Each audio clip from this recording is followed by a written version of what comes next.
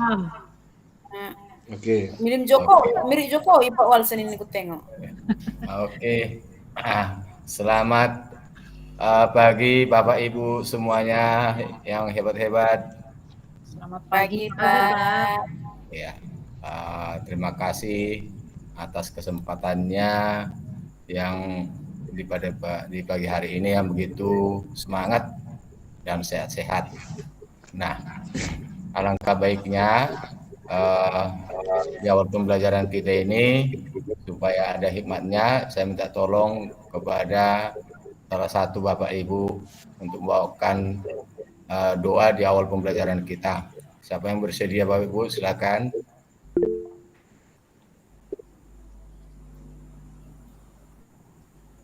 Ya, silakan. Ya, sebelum dimulai pembelajaran hari ini, alangkah baiknya kita berdoa menurut agama masing-masing. Berdoa dimulai.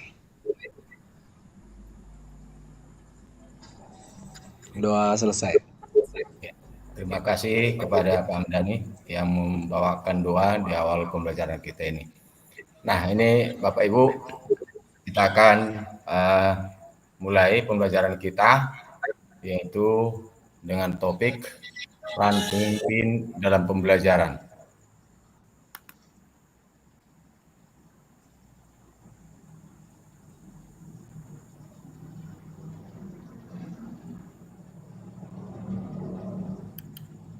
Nah, ini kita sepakati dulu Bapak Ibu, ya hanya 4 saja, tapi mencakup semua. Apakah kita sepakat ini Bapak Ibu?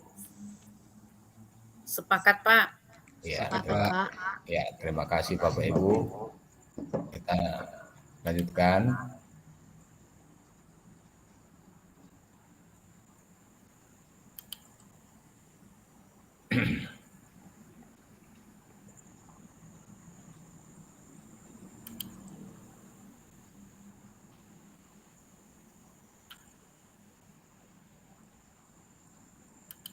Adapun tujuan pembelajaran kita yaitu memberikan layanan prima kepada semua murid agar mampu mengembangkan potensi, bakat, minat, dan kebutuhan murid.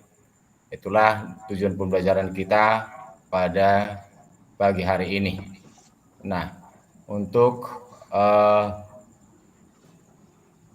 mengambil apa contohnya, saya yakin Bapak Ibu sudah memahami. Saya ingin membuat pertanyaan pemantik terhadap tujuan pembelajaran kita ini, supaya kita lebih paham ke pembelajaran berikutnya. Nah, silakan Bapak Ibu dibuka jambotnya. Di sana sudah saya buat jambotnya.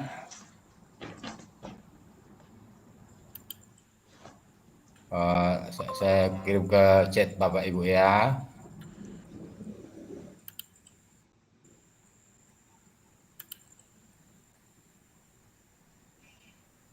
Itu rubah Pak. Ini rubah Pak. Kementerian ini rubah. Kementerian ini rubah. Panah ya Pak, panah.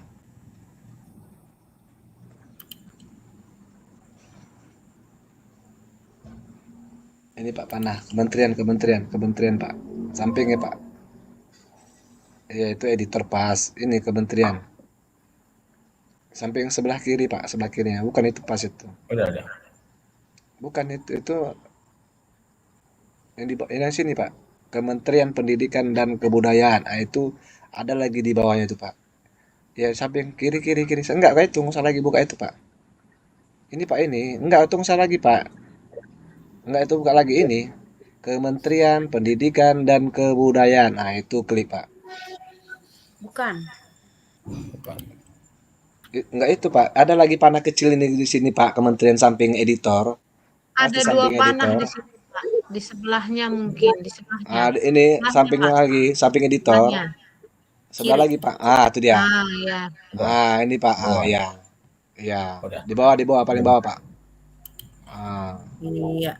Oke, baru copy link Pak, copy linknya. Baru bagikan Pak. Down kan dulu, Pak.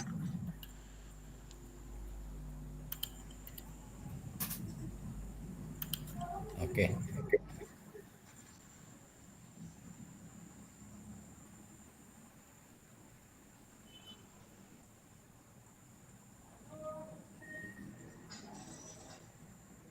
Enter.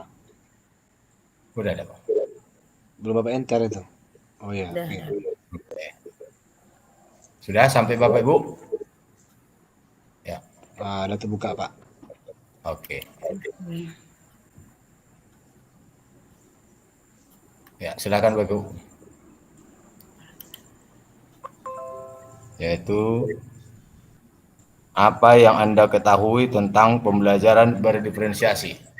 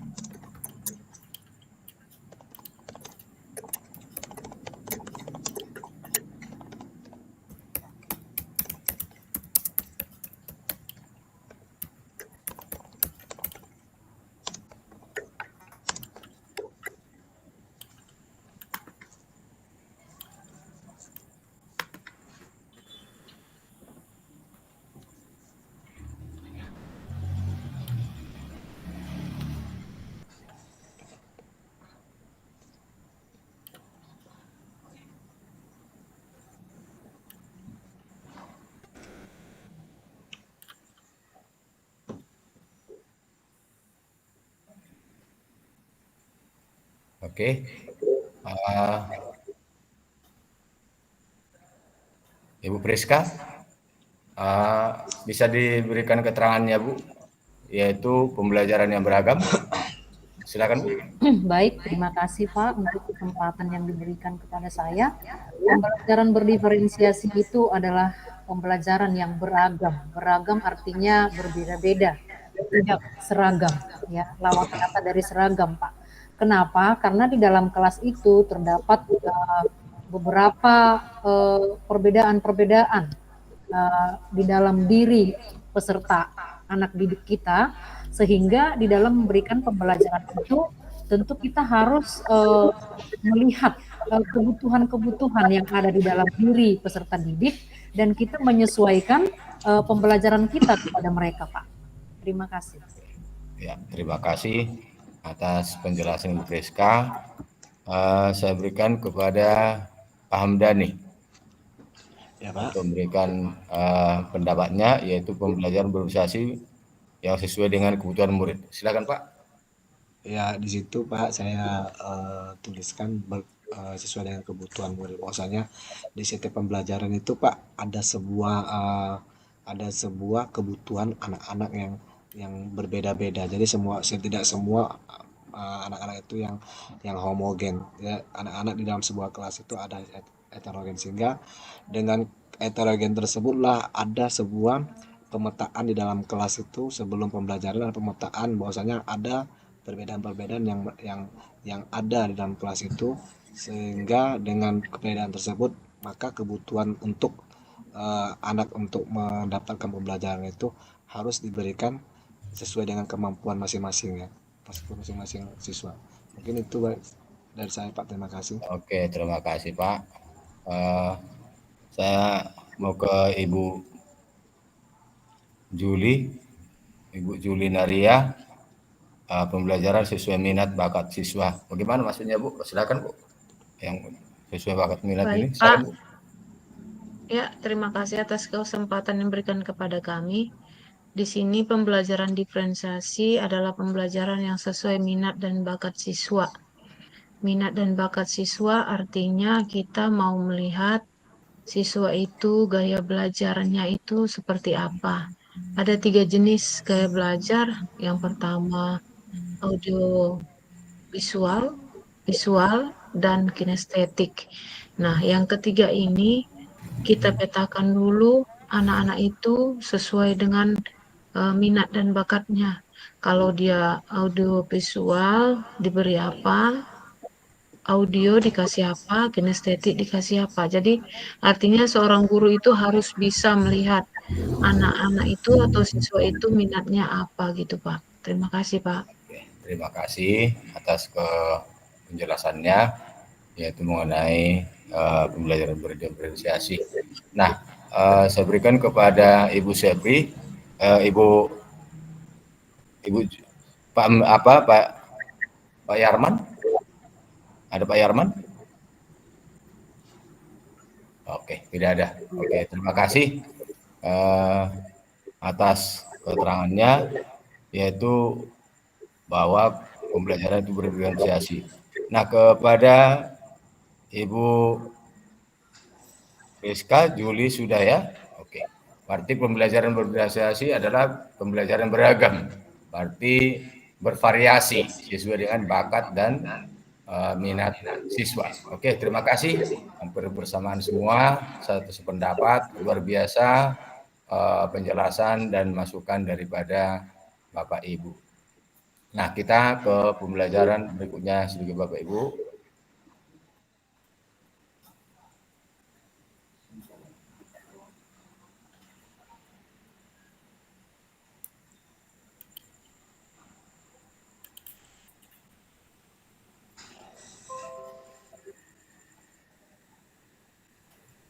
Kita lanjutkan pembelajaran kita.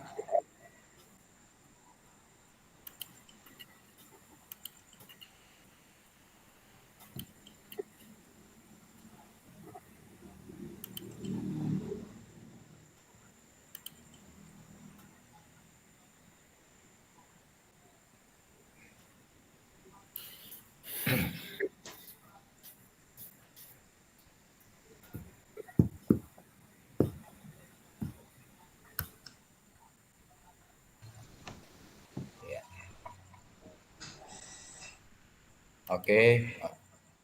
Nah, sesuai dengan yang sudah kita Bapak Ibu berikan pendapatnya tadi, ya, itu adalah sama, yaitu menyatakan bahwa pembelajaran adalah perhatian yang kuat, ya, terhadap pengajaran dan pembelajaran termasuk pembelajaran profesional oleh guru sesuai perkembangan murid. Arti kepemimpinan pembelajaran memiliki perhatian utama terhadap kompetensi pembelajaran agar sesuai dengan perkembangan murid, yaitu adalah sesuai bakat dan potensinya. Ya, benar Bapak Ibu, luar biasa.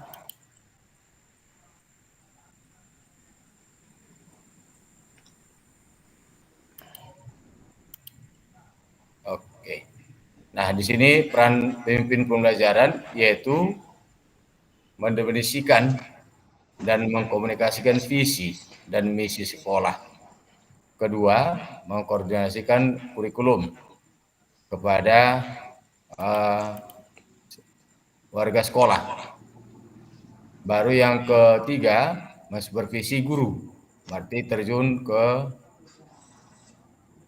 kelas atau terjun ke ruangan kelas untuk melakukan supervisi kepada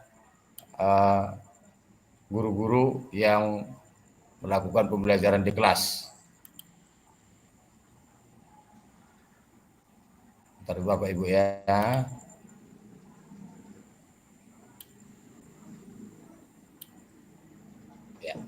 Nah, berikutnya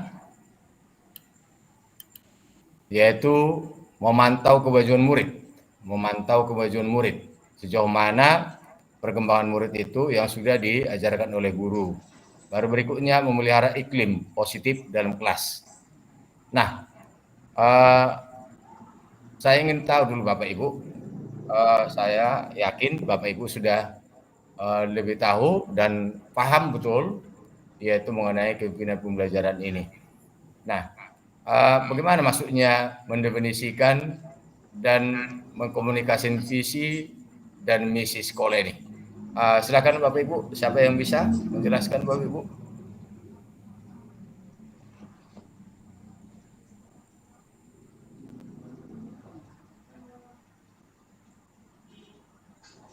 Silakan Bapak Ibu. Ya, silakan Pak. Silakan. Bahwasannya di sini bagaimana mengkomunikasikan visi dan misi sekolah. Ini bagaimana pembelajaran yang berpihak kepada murid, yang menciptakan sebuah peran pemimpin untuk membuat keberhasilan sebuah visi dan misi sekolah yang telah dikonsep sebelum pembelajaran. Mungkin itu Bapak. Terima kasih. Oke, luar biasa ya, sangat betul ya, yaitu mengkomunikasikan visi dan misi ke sekolah. Oke, luar biasa Pak Hamdani. Berikutnya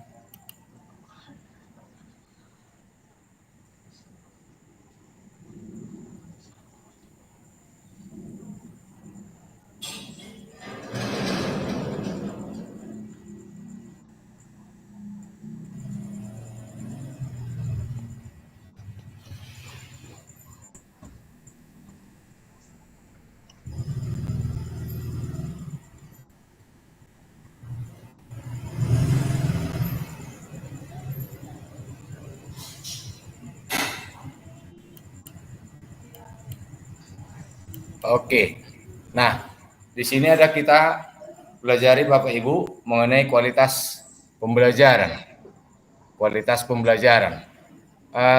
Apa yang dimaksud dengan kualitas pembelajaran itu Bapak Ibu yang lebih spesifik ke dalam pembelajaran yang kita bawakan ke sekolah?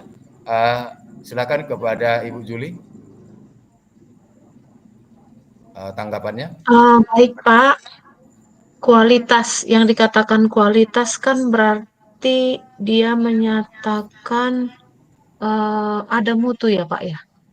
Jadi kualitas pembelajaran yang operasional di sini maksudnya pembelajaran itu memang betul-betul bisa berkualitas, meningkatkan pengetahuan siswa yang berpihak kepada siswa. Mungkin itu Pak. Terima kasih. Ya. Bagus Ibu Juli atas pendapatnya ya itu mengenai kualitas pembelajaran. Nah, kepada Ibu Sepri Nalia, bagaimana pendapat Ibu? Ya Pak, pendapat saya mengenai kualitas pembelajaran ini, di sini ada kata kualitas berarti ada nilai gitu Pak. Jadi kualitas pembelajaran itu suatu tingkat pencapaian dari tujuan pembelajaran.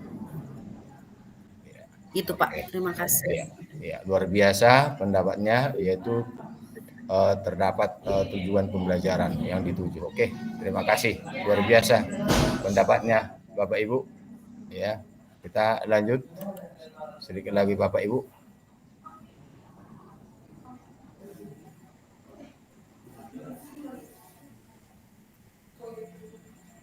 Iya, inilah sebenarnya ya, hampir sama semua, luar biasa. Tujuan pembelajaran yang sudah tercapai akan menghasilkan hasil belajar yang optimal dari peserta didik. Kualitas dapat dimaknai sebagai mutu atau efektivitas. Ya, artinya sudah ada kualitas daripada peserta didik. Ya, kualitas yaitu berupa mutu atau efektivitas dari murid tersebut. Ya, luar biasa pendapat Bapak Ibu. Sedikit lagi.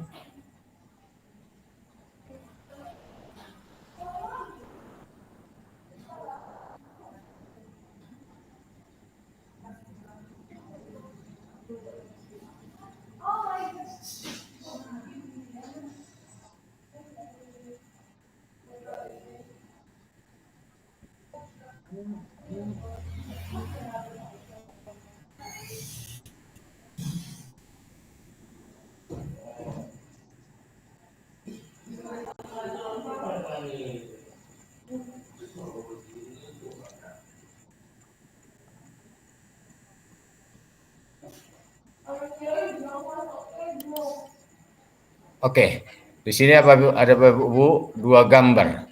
Ada dua gambar, yaitu hasil aksi nyata. Ya, ada dua gambar saya tampilkan. Nah, dari dua gambar tersebut, mana yang lebih dominan? Seorang guru itu melakukan pada gambar yang pertama atau gambar kedua? Tolong Nah, kalau diberikan gambarnya, tolong diberikan penjelasannya kepada Ibu Rizka. Silakan, Bu. Eh, Kalau menurut saya Pak, saya memilih gambar yang pertama.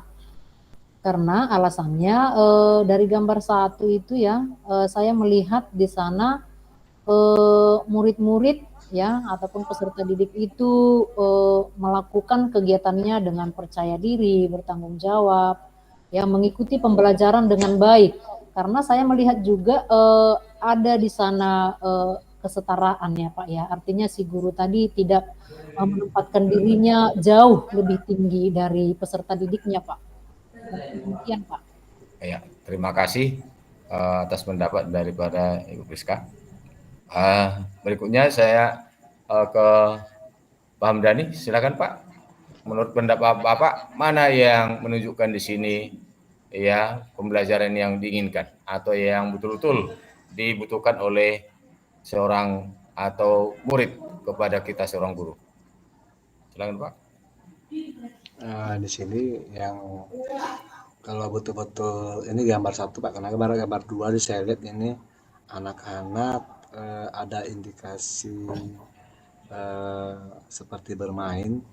Saya nggak tahu ini lain apa, main petasan atau bagaimana. Seakan-akan ini ada seorang guru memberikan sebuah materi, kemudian anaknya membelakangin, kemudian anaknya bermain. Saya dominannya di gambar satu Pak, bahwasanya dengan bertanggung jawab mereka bisa dengan bertanggung jawab mereka bisa mengikuti pelajaran tersebut dengan cara berdiskusi. Mungkin itu aja Pak. Oke, terima kasih Pak. Luar biasa pendapat dan masukannya dan tanggapan. Ya benar, yaitu gambar pertama itu adalah pembelajaran yang betul-betul berdiferensiasi yang dibutuhkan oleh murid, yang langsung terjun kepada murid, di tengah-tengah murid, ya setara dengan murid, bahwa kita dekat dengan murid. Sedangkan di gambar kedua adalah seorang guru hanya sebagai perintah, ya hanya sebagai perintah, memerintahkan kepada guru. Berarti di sana komunikasi satu arah, ya tidak peduli dengan kondisi muridnya. Berarti itulah yang tidak diinginkan ya pada kurikulum kita ini Bapak Ibu. Jadi luar biasa ya. Jadi yang dibutuhkan di pendidikan sekarang atau di sekolah kita adalah gambar yang pertama. Luar biasa. Ya, terima kasih Bapak Ibu atas tanggapannya.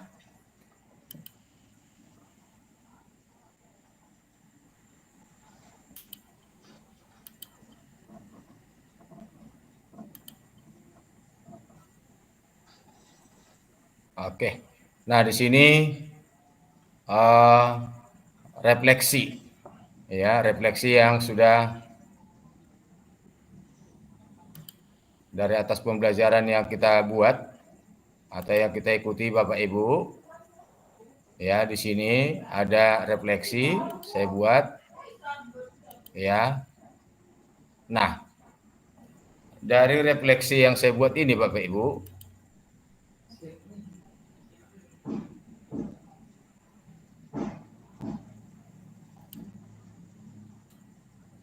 oke. Nah, dari refleksi yang kita buat ini, mana yang sering kita lakukan Bapak Ibu? Dari refleksi gambar pertama kah? Atau gambar kedua yang sering kita lakukan seorang guru? Saya sampaikan kepada Ibu Sabrina Lia. Silakan Bu.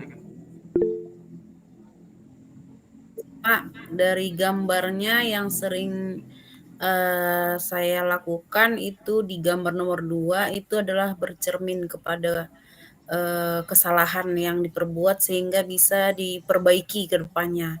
Jadi kesalahan-kesalahan yang sudah pernah diperbuat baik pun dalam pembelajaran, jadi bisa diperbaiki ke depan agar lebih meningkat dan lebih bagus lagi. Terima kasih Pak. Ya, luar biasa atas pendapat dan masukannya dan penjelasannya. Nah, untuk yang satu lagi kepada Bapak Ibu, kepada Ibu Rizka. Gimana pendapat Ibu? Mana yang sering kita lakukan atau yang dominan kita lakukan dalam melakukan pendidikan atau pengajaran di sekolah kita? Silakan Bu.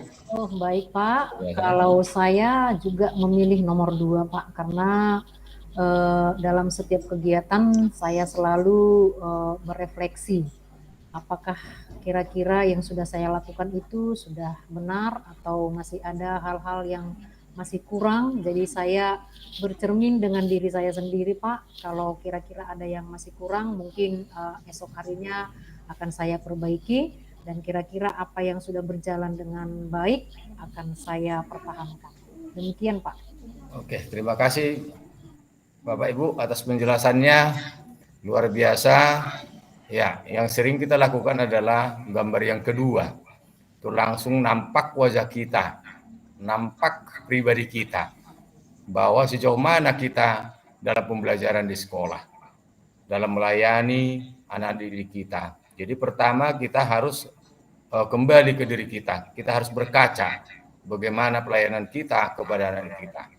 Jadi lebih dominan yaitu gambar yang kedua. Luar biasa Bapak Ibu, luar biasa, betul-betul memahami tugas kita sebagai guru.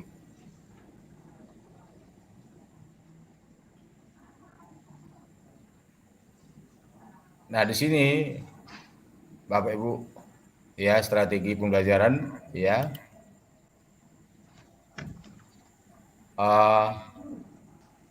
Selalu kita melakukan pembagian kelompok, baik antar teman. Kalau kita diskusi itu hal sudah sering kita lakukan, ya, supaya lebih paham. Nah, baik di kelas maupun di kantor guru untuk melakukan ini. Yang sering kita lakukan yaitu ya pembagian kelompok antar rekan sejawat, membahas sesuatu yang berkaitan dengan murid kita.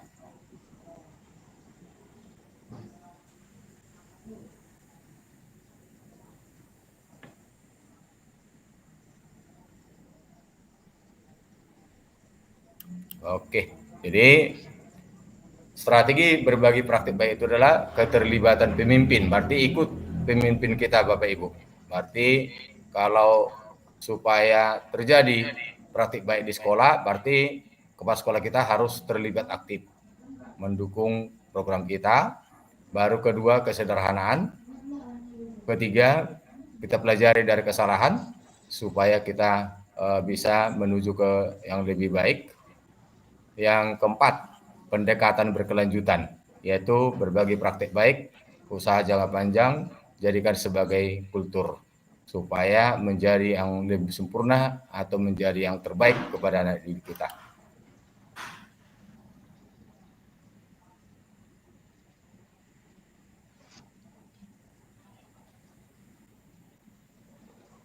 Ya, inilah Bapak Ibu strategi kita berbagi praktik baik. Yang paling hebat dari seorang guru adalah mendidik, dan rekreasi yang paling indah adalah mengajar. Ketika melihat murid-murid yang menjengkelkan dan melelahkan, terkadang hati kita teruji kesabarannya. Namun hadirkanlah gambaran bahwa satu di antara mereka kelak akan menarik tangan kita masuk ke surga. Itulah kita seorang guru Bapak Ibu. Sungguh melelahkan, diajak kesabaran. Di lain itu, sewaktu-waktu pasti mereka akan mengajak kita atau menarik tangan kita masuk ke surga atas jasa ya pengorbanan kita, pelayanan kita kepada anak didik kita. Ya, terima kasih Bapak Ibu.